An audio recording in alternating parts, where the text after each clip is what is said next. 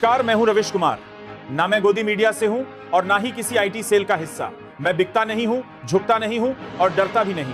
आज मैं आपके सामने एक ऐसा सत्य लेकर आया हूं जिसे देश के नामचीन चैनलों ने बड़ी ही सफाई से छुपा लिया है। एक ऐसा सत्य लेकर आया हूं जिसे देश के नामचीन चैनलों में बड़ी सफाई से ये ऐलान किया है। जो बात न्यूज़ चैनलों पर चीखते एंकर नहीं बताते, तलवार लेकर घूमते डिजिटल सेनापति नहीं समझ पाएंगे, वही बात मैं आज आपके सामने रखने जा रहा हूं। क्योंकि यह कोई सामान्य झगड़ा नहीं, यह भारत की सत्ता लोलुप्त राजनीति का वो आईना है जिसमें सच्चाई दिखती है लेकिन लोग आंख फेर लेते हैं।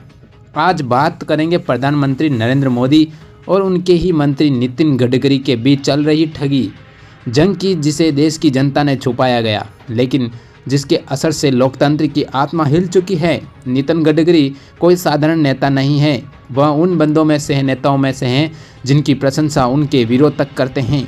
उन्होंने सड़कें बनवाई, पुल बनवाए, लॉजिस्टिकल सुधारे, एक बार ऐसे काम किए जिनके असर आम आदमी की ज़िंदगी में सीधा दिखा। लेकिन फिर भी आज गडकरी किनारे पर दिए गए हैं। क्यों? क्योंकि वह मोदी जी की तरह प्रचार में नहीं है, क्योंकि वह हर मंच पर मोदी मोदी नहीं चिल्लाते, क्योंकि वह सत्ता की चाटुकारिता नहीं करते।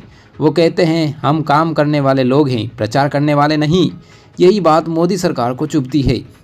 आज की सरकार में प्रचार की असली काम है poster, camera and campaign event. यही तो आज का डिजिटल प्रचार चल रहा है।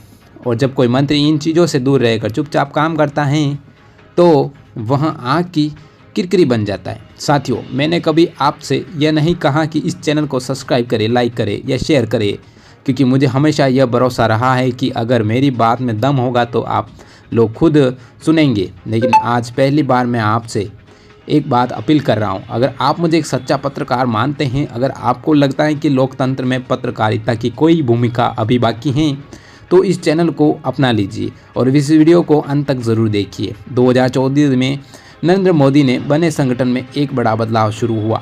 बीजेपी अब अटल आडवाणी की पार्टी नहीं कर रही, मोदी शाह की निजी प्राइवेट लिमिटेड बन गई है।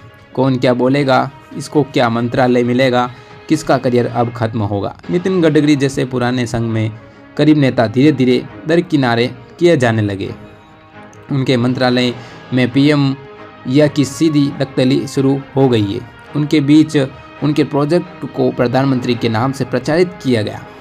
जो काम गडकरी करते थे उसका क्रेडिट मोदी जी ले जाते थे और गडकरी के नाम से खबर नहीं बनती थी और इस न्यूज़ चैनलों में गायब कर दिया जाता था। आपको याद है कि गडकरी ने एक बार राजनीति अब विचारधारा नहीं रही, सिर्फ सत्ता का खेल बन गई है। ये शब्द सीधे सीधे प्रधानमंत्री की राजनीति पर हमला थे, क्योंकि मोदी सरकार की राजनीति विचारधारा से यही इवेंट चलती थी। 56 इंच का सीना, माँ की पूजा, स्वामी विवेकानंद के भाषण, नेहरू जी की आलोचना और एक दिन नया नैरेटिव, यही जो आज का शासन है। और मंत्री सवाल पूछ रहे हैं या बोले कि विपक्ष दुश्मन नहीं होता तो समझ लीजिए वो मोदी मॉडल के खिलाफ है। यही वजह है कि गडकरी को 2019 में दोबारा सरकार बनने के बाद बीजेपी के पार्लियामेंट बोर्ड से बाहर कर दिया गया। ये वही बोर्ड है जहाँ पार्टी अहम रणनीति बनाई जाती है, लेकिन वहाँ अब सिर्फ हाँ में या मिलाने में लोग चाहिए।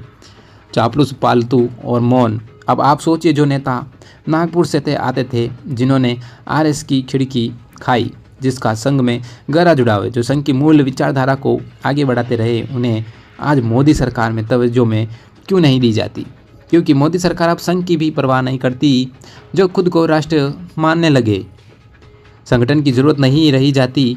वही वजह है कि मोहन भगवत तक में कई बार मोदी सरकार की नीतियों के प्रत्यक्ष आलोचना की जाती है, चाहे वह बेरोजगार हो, आर्थिक आलोचना में निजीकरण की नीति हो। लेकिन इस आलोचनाओं का कोई असर नहीं पड़ा, क्योंकि अब आलोचना उससे पसंद नहीं है। उन्हें बस तालियां चाहिए और ताली नहीं बजाएंगे वह किनारे कर दिए जाएंगे, फिर चाहे वह गडकरी की क्यों ना हो।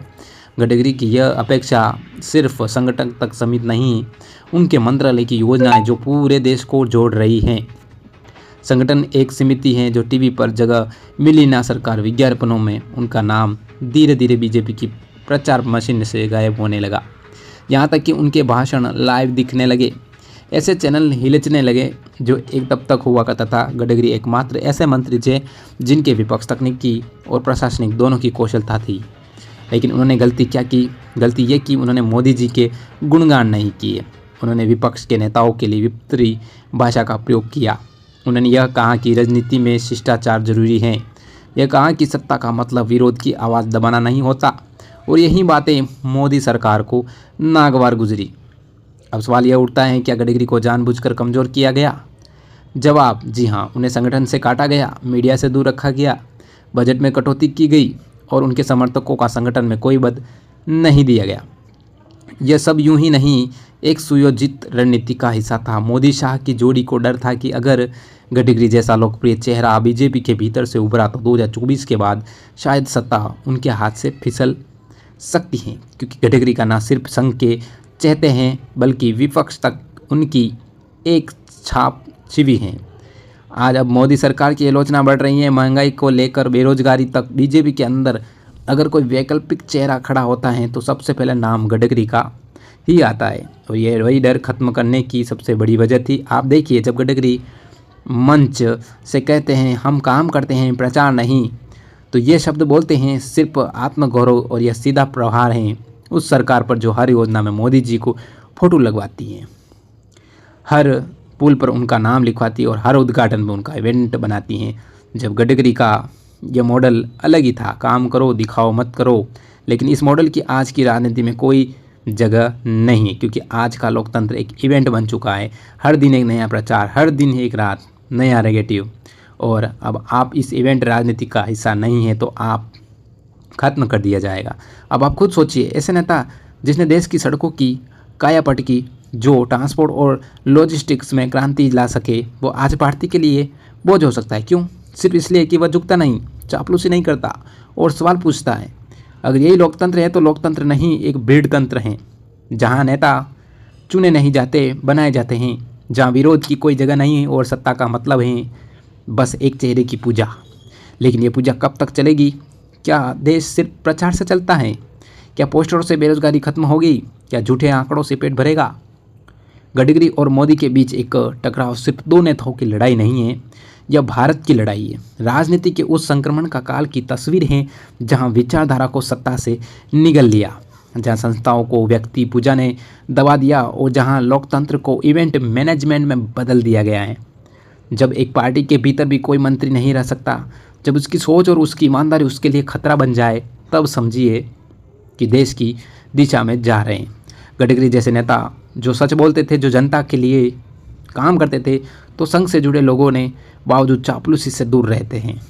अगर उन्हें दरकिनारे किया जाता है तो ये सिर्फ पार्टी की समस्या नहीं है, एक लोकतंत्र की मौत का संकेत है। अब वक्त आ गया है कि हम आंखें खोलें। आज का केवल विपक्ष ही नहीं, स्तनधारी या सत्ताधारी पार्टी के भीतर घुटन की बात कर रहे हैं, तानाशाही की तरफ बात कर रहे हैं। नितिन गडकरी चुप्पी, उनके कटाक्ष, उनकी सीमित उपस्थिति यहाँ पर एक महज करती है, संयोग करती है। यह एक राजनीतिक हत्या की प्रक्रिया है जिसमें कैरेक्टर असासिनी नहीं बल्कि राजनीतिक निष्क्रियता के जरिए एक मजबूत नेता को खत्म किया जा रहा है।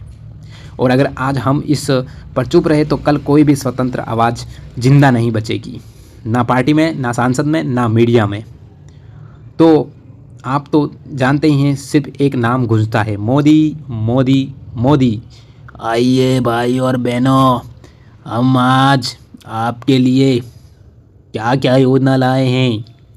तो ये आवाज़ें आपको सुनाई देती होगी दिन भर, भाई और बहनों आज का दिन। मतलब क्या? मतलब भाई जो बात 1 मिनट में कहनी है वो बात 2 घंटे तक कहते हैं भाई। तो क्या किसी का टाइम की जगह 2 घंटे काम कर लेगा तो उसके बेरोजगारी का काम तो खत्म हो गया ना। तो दोस्तों, वीडियो अच्छा लगा वीडियो को लाइक करें, चैनल को सब्सक्राइब करें, और मैं आपके लिए आगे और भी अच्छी वीडियो लाने वाला हूँ।